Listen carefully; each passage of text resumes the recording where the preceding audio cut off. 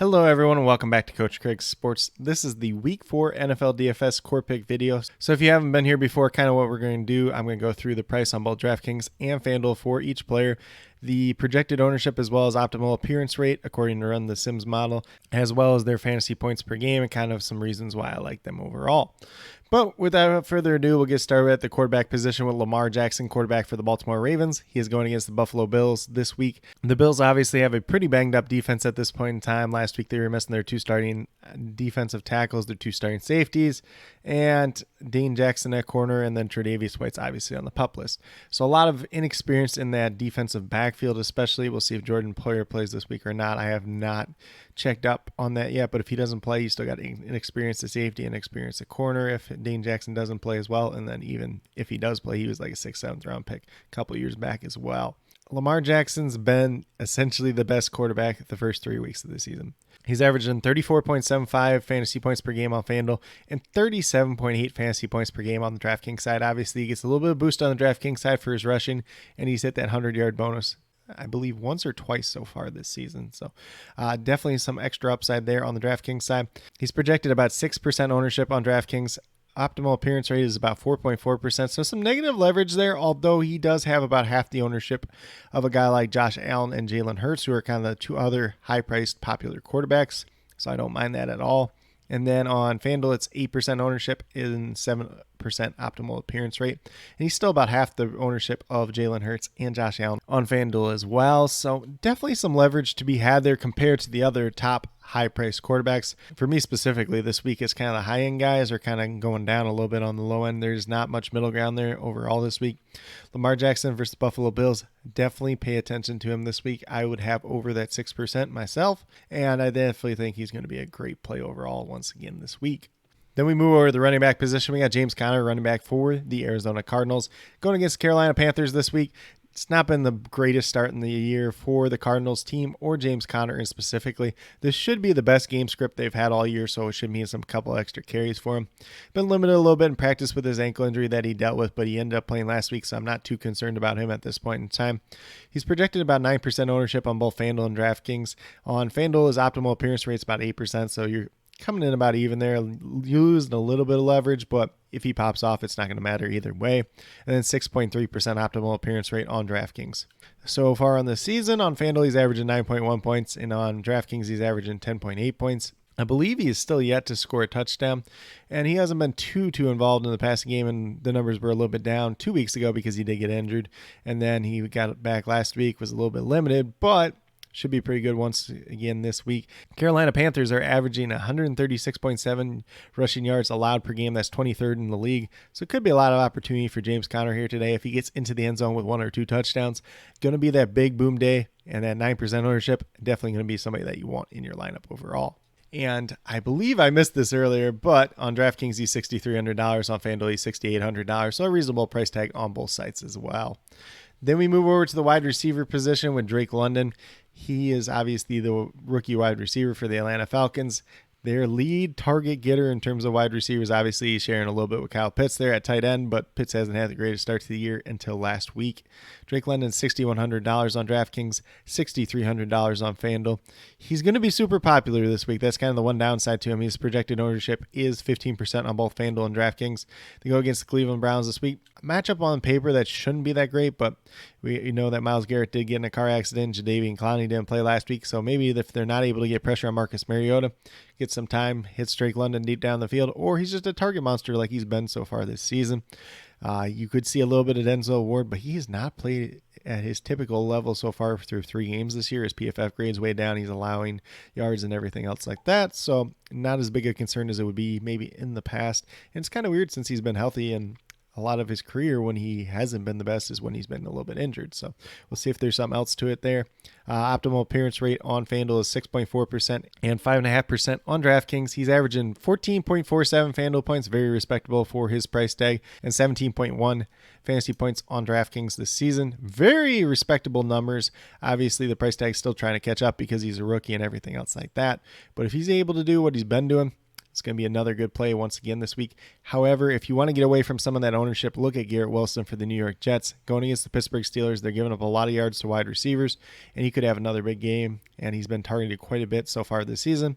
I know Zach Wilson is expected to return, so we'll see how that target share all splits up when he's back, but they did have a little bit of good rapport in camp early this season as well.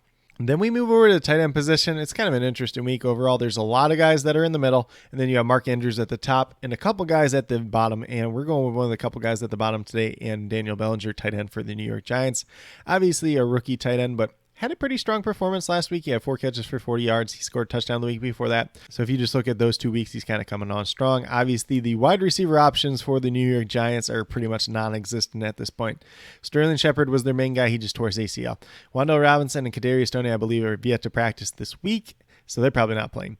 Yeah, Kenny Galladay, David Sills, Richie James, not super impressed with any of those guys at this point in time. You got Darius Slayton still floating around, but they apparently don't like him either because he's not even playing over some of those guys. So it's a pretty interesting situation. Daniel Bellinger's $2,800 on DraftKings, $300 above the minimum price, and $4,600 on FanDuel, $600 above the minimum price there. And typically you don't see tight ends that are $4,500 or below on the FanDuel side that are actually starting and viable on any given week. So the stats are a little bit skewed for him in terms of points per game because it says 7.05 for FanDuel. They did not count his first game where he did put up the goose egg. So that's kind of unfortunate there. But on DraftKings, it was 5.5. But like I said, he scored a touchdown 2 weeks ago, and then he was involved last week, 4 catches for 40 yards. Projected ownership on DraftKings is 2%. Optimal appearance rate is 0.8%. So a little bit of negative leverage there. But if he pops off, it's really not going to matter. That 1% difference in optimal appearance rate, and then the projected ownership on FanDuel is 1%. Optimal appearance rate is 0.6%.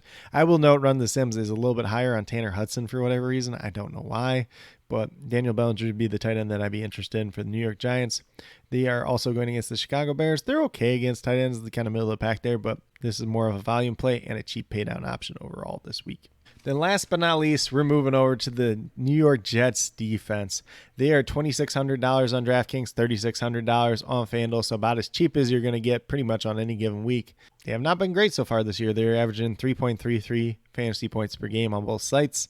Projected ownership for FanDuel is 5%. Optimal appearance rate is 3.4%. And then on DraftKings, 4%. And the optimal appearance rate is 3.6%. So losing a little bit of leverage there. They're going to be one of the more popular defenses, but it makes a lot of sense. They're going against the Pittsburgh Steelers. The Steelers' offensive line isn't the greatest in the world. Kind of the things the Jets do well is generate pass rush and have pretty good corners. DJ Reed, who's on the screen here after he celebrated his interception, shout out to him. He did recently lose his father, and that's why he celebrated. I know a lot of people were making a big deal about that because they were losing in the game and everything. But shout out to him and his family. Obviously, difficult times when you lose a loved one in general. But he's been one of the better corners in terms of passer rating allowed when he's in coverage. Sauce Gardner's been a respectable rookie. Kind of the one shadow is Michael Carter II in the slot, but not going to worry too much about that overall. He's going to be going against Chase Claypool. We'll see maybe if they use Bryce Hall in there as well, just since he's a little bit bigger body corner against Claypool, but we'll see how that all shakes out. Do think it's a matchup that could set up well for the Jets overall. Mitchell Trubisky is somebody that struggles when he is put under pressure. If the Jets can do that, there could be some turnovers in play. Maybe they even get lucky with a pick 6 overall. However, if you want to get off of the chalk a little bit with the Jets, another one that's really popular is the Bears. They're going to be very chalky as well. But if you want to get off the chalk, probably looking at the Cowboys this week. Going against the Washington Commanders, they allowed 9 sacks to the Eagles last time out. The Cowboys can actually generate pressure. Washington's offensive line kind of fell apart ever since their center went on IR. And if you can get some pressure on Carson Wentz, he's probably going to make a mistake or two as well. So there is a little bit of leverage to be had there if you're playing that Cowboys defense overall in terms of ownership versus optimal appearance rating. But with that being said, if you go with these 5 players that I do have listed here on DraftKings, you'd have $23,900 remaining, just under $6,000 per player. And then on FanDuel, you would have just under $30,000 at $29,900, just under $7,500 per player. So definitely some room to spend up if you wanted to do so. Definitely some great values out there this week overall. My NFL DFS cheat sheets over at WeBetATS.com. I'll post them when they are available as well. Should be later today or tomorrow. Definitely be sure to check those out as well. Breaking down some of the different plays that I do like this week in addition to this core pick video overall. But with that being said, these are my core 5 picks for week 4 NFL DFS. Be sure to let me know your guys' thoughts. If there's anyone else you like that I did not mention in this video, be sure to give them a shout out as well. And I'll give you my thoughts on those plays as well. Definitely interested in hearing what you guys' favorite plays are as well for week 4 NFL DFS. But with that being said, if you're new to my channel, please consider subscribing. Definitely would appreciate it. Helps to build the community that we're trying to build here at Coach Craig Sports, which is one that's truly for you, the viewers, helping you with your DFS, primarily MLB DFS and NFL DFS at this point in time. But once we get back around to the NBA regular season, I'll be covering that as well. And then with that being said, if you are a new or current subscriber who's yet to do so, also be sure to hit that notification bell down below. It's going to let you know every single time I post up a new video. Like I've been saying, I post up daily MLB DFS videos, as well as the weekly NFL DFS core pick video, doing 2 streams a week at this point in time for Monday night and Thursday night football. So definitely be sure to check those out. About a half hour, 45 minutes prior to game time, going on for about 20-30 minutes. Typically like to bring a guest with me if I'm able to do so. Unfortunately, that was not the case last night. Just breaking down the single game captain slate for DraftKings primarily. But if we have enough time, I'll touch on FanDuel as well. But with that being said, that's all I have for today's video. Hopefully you all enjoyed. And then last but not least, special shout out to each and every one of you watching today's video. I truly do appreciate you taking the time out of your day to watch this video. Definitely means a lot to me, and I hope each and every one of you has a great rest of your day.